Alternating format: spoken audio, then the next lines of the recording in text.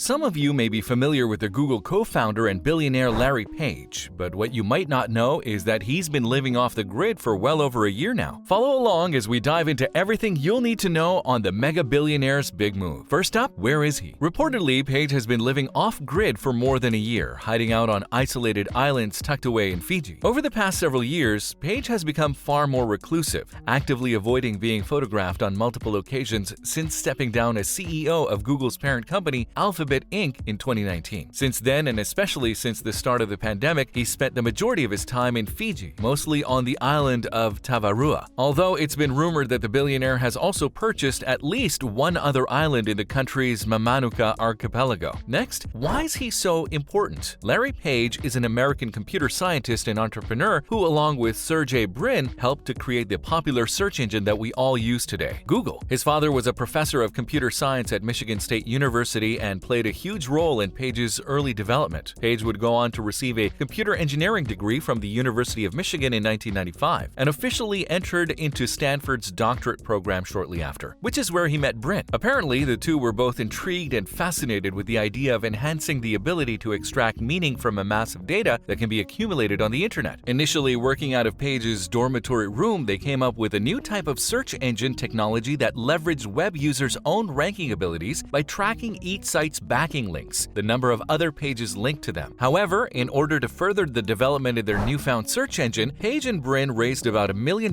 in outside financing from investors, family, and friends, which is when they came up with the name Google, a name derived from a misspelling of the word Google, which is a mathematical term for the number 1 followed by 100 zeros. Page officially stepped down as CEO in 2001 to become president of products, only to then rejoin in 2011 as the CEO before moving on to Google's new holding company, Alphabet Inc., which he then left in 2019 and has since remained out of the public sight. Regardless, the global search engine used by seemingly every human on Earth has earned Page a world-renowned reputation, as he remains one of our generation's great entrepreneurs. So, why is he off-grid? There are countless reasons why Larry Page could be making the move to live off-grid, but as of right now, everything is simply speculation. Most celebrities live in high-profile U.S. cities like Los Angeles or New York, so it makes sense that a lot of films, TV shows, and conferences are held in these locations. The convenience of living there for a job, however, is not always so easy, as staying in a big city is a surefire way to get spotted every day for every single thing you do, which leads to some big names trying to find homes in places that you probably never would have guessed. Actors, actresses, musicians, athletes, and even tech billionaires will scour to find the ideal place to spend their lives with family and loved ones. However, what's interesting about Page is that while he's a celebrity with lots of money, he doesn't carry the same star power as, say, Jeff Bezos or Bill Gates. So, why is it that he moved off-grid? Well, aside from Page simply just wanting a more reclusive lifestyle, more and more tech giants have been purchasing land and exploring new territory for years now. So it could also be a way for Page to exert more control by buying up land and expanding his market, given that he still works closely with the board of his Alphabet company. Even Nell Minow, vice chair of consulting firm Value Edge Advisors, stated, "You don't normally see someone who's still involved with the company hang a gone fishing sign on the door and disappear. Only time will tell what Page is really up to." Number 4, how? When did he get there? It's still relatively unclear when exactly Larry Page arrived in Fiji, a country of about 900,000 people, but it is known that he got to the tropical destination as early as last summer. Even though Fiji has been closed to tourists during the entire pandemic, Page apparently entered the country via the special Blue Lane initiative that offers passage to super yacht and private jet owners. So while Page and his 30-plus staff got to enjoy a sumptuous view of the South Pacific while being attended to on his luxury island, ordinary people who are losing their jobs, businesses, and homes due to the lockdown still aren't even allowed to travel there. He brought his family and entourage and spent an extended period of time in the country during the pandemic, according to Fijian authorities, who have also reportedly helped Page out with keeping his presence on the private islands. On June 19th, as Fiji was hit by a second wave of COVID-19 cases, Fijian broadcasting company News reported that Page had donated medical supplies to the country via his private jet. However, a few days later, the story suddenly disappeared. Reportedly, Fijian health authorities asked the network to take the article down, stating how the information should not be public. It's also worth noting that Larry Page spent time in New Zealand during the pandemic and reportedly was granted residency there earlier this year. The 48-year-old billionaire applied for the country's Investor Plus residency residency visa back in November, which was said to have not been processed because he was offshore at the time. These sort of deals are typically offered from New Zealand to applicants who promise to invest at least $7 million in the country over the next 3 years. And since Page is the 6th richest person in the world with a total net worth eclipsing $122 billion,